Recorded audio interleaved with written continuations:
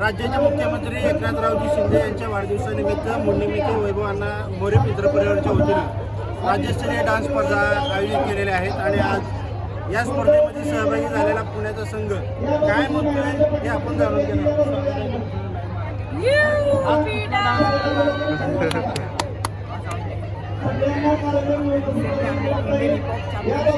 इंडियामध्ये 7व्या प्लेसला आलो आम्ही. आता तोच परफॉर्मन्स आज आम्ही या गावात करणार आहे. आज चांगलं वाटतं, खूप चांगले चांगले डान्सर आले ज्यांना बोलून आज आम्हाला डान्स करून चांगलं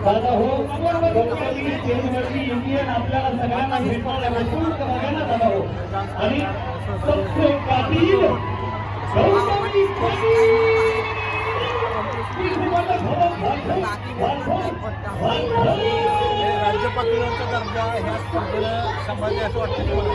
नाही, मला तर वाटतं खूप टफ जाईल. आता असं तर खूप चांगले चांगले डान्सर आले. आता बघायला मजा येईल तेव्हा किती वेळ सराव करतो तुम्ही? किती ग्रुप मेंबर आहेत तुमचे?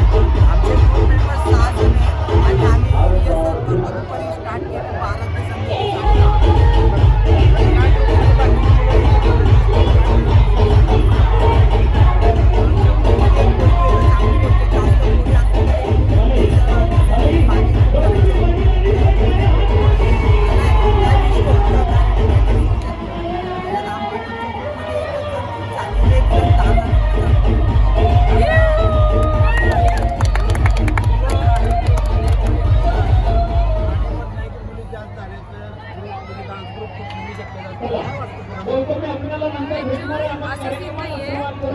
गर्ल्सला जास्त ॲड करत नाही बिकॉज थोडे प्रिकॉशन्स असतात, थोडे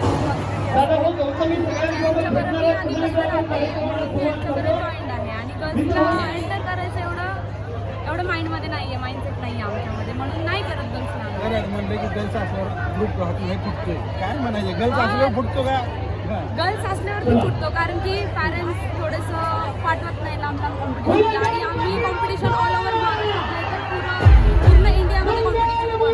की 7व्या प्लेसला आम्ही आलेलो ऑल इंडियामध्ये. तर पाठवत नाही फॅमिली, गर्ल्स आहे, मुलगी आहे, जबाबदारीचं काम करून पाठवत नाही म्हणजे ह्याला कारण हे आहे किंवा डान्स असं कारण नाही की त्याला कारण असं आहे की आपण स्पर्धेला लांब लांब जातात त्यामुळे ते बाकीचे प्रिकॉशन घेत नाही. बरं, आता कसं फील होतं टीम कॉम्बिनेशन करताना मुलगी एकटी आणि ह्यांच्याबरोबर करताना थोडंसं अनकम्फर्टेबल वाटलं? कम्फर्टेबल, पूर्ण कम्फर्टेबल. माझी टीम आहे, मला ह्याच्यामध्ये काहीच वाटत नाही कारण की ते असतील तर मला चांगलं वाटतं, हे नसतील तर मला नाही वाटत की माझा ग्रुप आहे. मुलीने या क्षेत्रामध्ये यावं